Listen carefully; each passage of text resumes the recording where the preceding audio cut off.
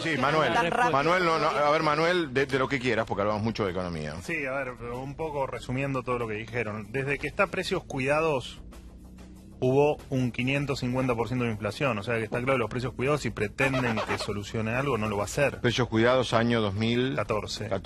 E incluso podés tener los precios cuidados, pero las empresas que tienen esos precios cuidados te aumentan más el valor de otros precios. O sea que el precio cuidado es una estupidez que en algún momento hay que eliminarla y que no sirve para nada. O al menos no sirve como herramienta para controlar la inflación. ¿Y por qué crees que la hacen? Perdón, inflación que ya todos nos olvidamos, pero llevamos 17 años de esta última etapa de inflación. Desde el 2002 que empezamos a tener inflación en la Argentina después de la convertibilidad. Entonces digo, bueno, y me parece que si en los últimos 2 años se perdió 20% del poder adquisitivo, bueno, la cuenta es corta. O dejaste de ahorrar, si teníamos la suerte de ahorrar, o consumís menos, digamos. Eso no hay ninguna duda. ¿Por qué ponen precios cuidados? Bueno, porque me parece que primero desde el marketing político es bueno y porque creo que a mucha gente, por supuesto que le viene bien. Ahora, no soluciona el problema de la inflación. No te pido la bola de cristal, es imposible saberlo. ¿Inflación de enero? 3,5, entre 3,5 y 4. Marzo realmente salta. No, pero a ver, no se puede hacer. El que hace futurología con la inflación te está mintiendo. Es como el que hace futurología con el dólar. No lo podés saber, porque mañana no sé cómo se levantó el Ahora te pregunto esto teórico. Entonces, con dólar sé. Congelado y tarifas congeladas. Si dólar no está congelado, de a poquitito, muy de a pero digo, poquito, 3 y pico. Nafta. Luz está congelada, nafta está congelado. Pues a ver, esto para entender... ¿Pero no es alto 3,5 con tantas cosas congeladas? Para entender, esto es una olla a presión, donde vos, la presión que haces en la olla es congelar los precios. Vos congelás el dólar, que es para robarle el dólar al exportador y comprárselo barato y después venderlo caro. Congelás tarifas, congelás algunos precios como en precios cuidados. Nafta. Vos tenés la economía encerradita en una olla a presión. En algún momento te revienta. Acá la pregunta que hay que hacerse es, bueno, ¿cuándo va a reventar esa olla? Bueno, cuando reviente, agarrate, porque vas a tener otro golpe y otro impacto en la inflación muy importante. Pero perdón, Manuel, ¿es necesario que estalle o vos podés ir soltando de a poco? ¿Qué querés ir soltando de a poco en una economía que hace 10 años que no crece, en una economía que tenemos 35-40% de pobres, en una economía que no podemos pagar la deuda y en una economía que, como bien decían en la introducción, el Fondo Monetario, ¿sabés por qué el Fondo Monetario no nos nombra? Porque ni siquiera tenemos presupuesto. Porque ni siquiera sabemos si vamos a pagar el bono el 4 de febrero. Ahora, Manuel, yo te pregunto, porque acá se habló de los sectores vulnerables con una descripción muy realista de que el gobierno de Alberto Fernández tiende permanentemente a ayudarlos y de hecho con los bonos creo que lo ha logrado, ¿no es cierto? El poder adquisitivo, el poder de compra de lo más básico, los alimentos. Ahora, ¿qué pasa con la clase media? Porque la clase media también es generadora de trabajo, esa famosa y paga impuestos. Tan cuestionable frase de Elisa Carrió, ¿no? Den propina. ¿Qué pasa con los sectores medios? Yo creo que inclusive un sector importantísimo de la clase trabajadora, no solamente sectores medios, profesionales, sino de la clase trabajadora que gana muy poco, realmente, muy poco, porque más de la mitad de los trabajadores ganan menos de 22.000 pesos en Argentina. Los jubilados y jubiladas que ganan un poquito por encima de la mínima, digo, bueno, los únicos desindexados en la Argentina son los salarios y las jubilaciones. Por eso nosotros nos opusimos obviamente a las medidas que plantean. Bueno, fíjate que la paritaria se pide moderar. Y te dice que no exista la cláusula gatillo cuando es un elemento con una inflación que se estima en el 40%, algo elemental para defender el poder adquisitivo, digo. Perdón, a ver, vos no podés seguir viviendo en una economía indexada porque terminaste como terminás, digamos, con déficit fiscal, con una deuda que no podés pagar. O sea, en algún momento tenés que solucionar el problema de indexación de la economía, donde el 70% del gasto estaba ajustado hasta esto de la jubilación. Entonces, es cierto lo que vos decís, digamos, la mitad de la gente cobra entre 20, por ahí algún peso más, pero 22.000 pesos por mes, está claro que no le alcanza. Ahora digo, el problema es cómo lo vamos a solucionar. Vos la única forma que tenés de hacer eso es creciendo. Que hace 10 años que en la Argentina ese evento no ocurre. Para vos crecer... Para crecer en la Argentina, indefectiblemente necesitas que algún tipo venga, desembolse los dólares e invierta. Y para que pase eso, le tenés que garantizar 2 cosas. Que le vas a respetar la propiedad privada y que el tipo va a ganar dinero.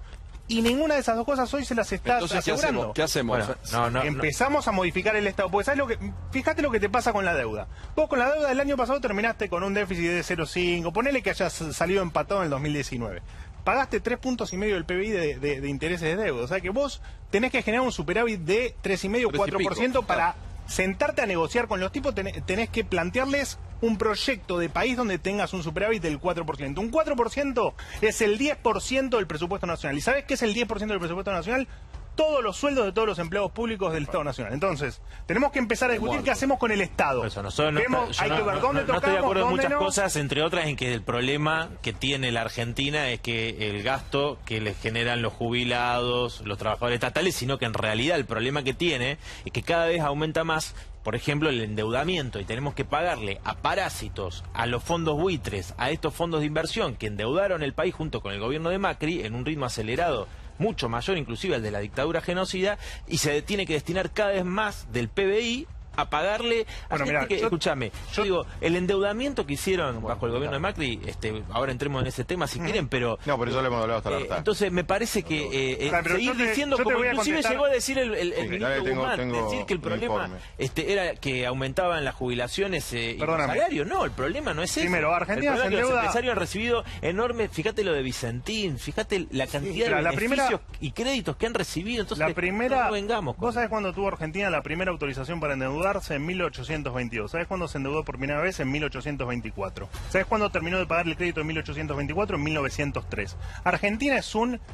no solo que es un defolteador serial, sino que se endeuda sistemáticamente desde hace 200 años. Sí, ¿y sabés por qué se endeuda? Porque, por ejemplo, en los últimos 119 años, 109 años gastamos más de lo que teníamos. Entonces, vos me decís, nos endeudamos para la fuga de capitales. Porque la productividad media del trabajo, en la mayoría de la economía, salvo en el campo, la productividad media del trabajo es inferior a la del resto de los países, porque la clase capitalista, en vez de invertir para desarrollar el país, fuga los capitales. ¿Sabés cuál es el problema, Nicolás? ¿Sabés cuál es el problema? La clase capitalista es una clase en decadencia. ¿Vos invertís en la Argentina? No. Porque de los 200 lucas que ganás, 165 la das para que hagan piquete, pues lo acabás de decir en la introducción. Entonces, increíble. Bueno, vos dijiste que das para el partido, vos decís que transferís plata para la lucha obrera. O sea que lo que estás haciendo es aportar dinero para los piquetes. O sea que no invertís. Pero la gente que invierte, que no puede contratar un trabajador porque más que contratarlo lo está adoptando, porque el Estado lo mata impuestos, lo mata regulaciones, porque los juicios laborales lo funden y porque de cada 10 empleados en negro en la Argentina, 9 lo tienen las pymes. O sea que no me hablen de la grandes corporaciones, porque eso es falso.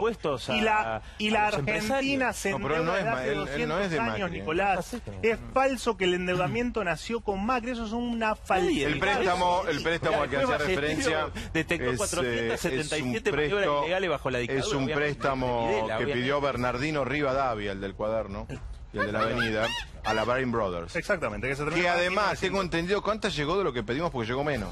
Sí, en realidad fueron varias etapas del crédito y se terminó pagando 13 veces más del crédito original. Que nunca llegó el crédito original. Pero nunca llegó la plata completa. Argentina, el primer crédito con el FMI. Pero ¿sabes por qué? Vamos a hacer un poco de historia. ¿Para qué era ese crédito? ¿Sabes para qué era ese crédito? No era para hacer el puerto. Exacto, que nunca se hizo. Para hacer el puerto de Buenos Aires. Nunca lo hizo la Argentina, dejó la plata depositada afuera, terminó pagando la fortuna. La plata no fue tremendo porque no llegó. ¿Qué es lo que nos pasó siempre cuando hubo grandes ciclos de endeudamiento? ¿Qué pasó, por ejemplo, en los últimos años? También la guita no Rivadavia era macrista.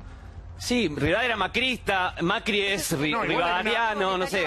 Igual hay... Sí, hay una te juro que hay un hilo conductor que va de Rivadavia hasta Macri que se repite y un montón de manera la gran mayoría de los gobiernos de la Argentina y trágicas. Hay un hilo conductor. El atraso. Hay un hilo conductor. Otra vez de unitario y federales. Ahí está, muy bien. Pero hay un hilo conductor que es el sobregasto. Ahora vamos. Y hay que hablar del sobregasto. Ahora vamos. Hackman quiere hacer una aclaración. No, quiero explicar otra visión. De mi punto de vista, todo lo que se dijo recién está mal, todo. En primer lugar, cuando uno habla de la deuda argentina... ¿Desde que arrancó el programa? Genio. No, refería en relación al tema de deuda.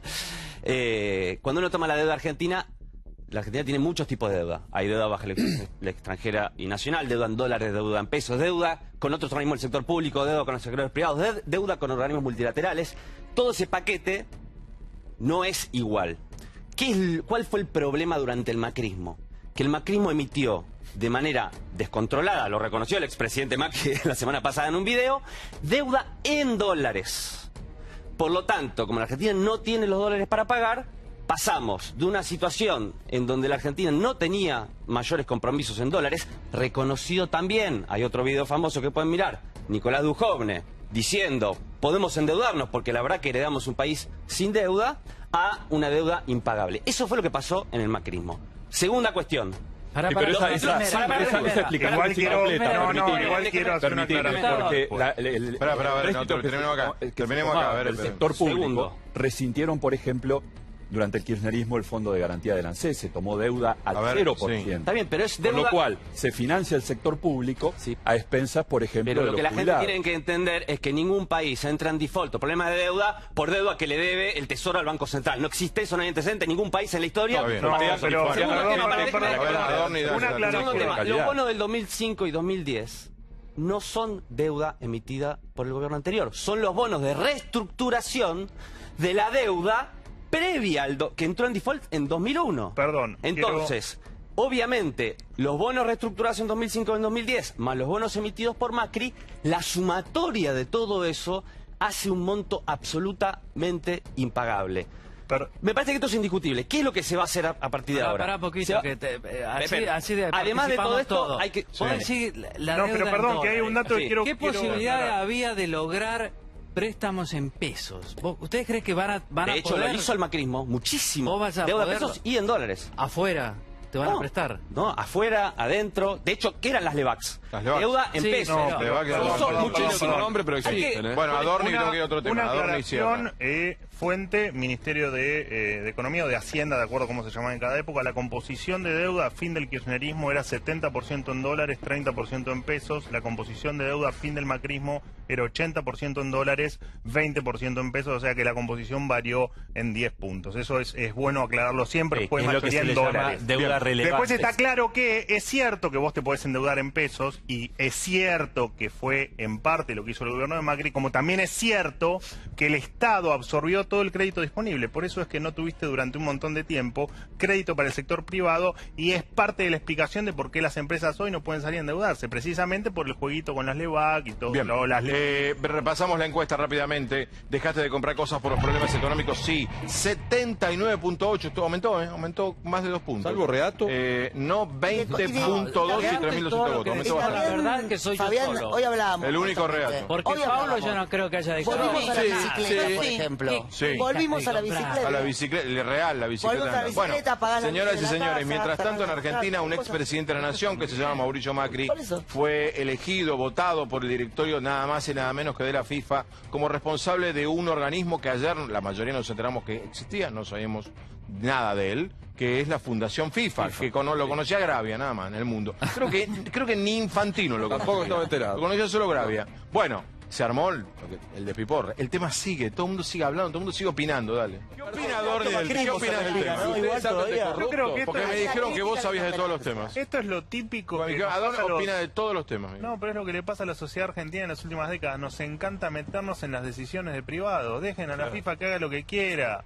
¿Cuál es el problema? Que Macri el año pasado invitó en el G20 a... Querido, acá vino Maduro y lo condecoramos. ¿De qué me estás hablando? A Chávez Por favor. condecoramos. A Chávez le hicimos una Chávez. cátedra, no Dejen una a la, cátedra. dejen a la Sí, FIFA a la tranquila. Y facultad. si Macri se afana los 100 palos que le da la FIFA, es un problema de la FIFA. A mí del Caño me da que no es futbolero.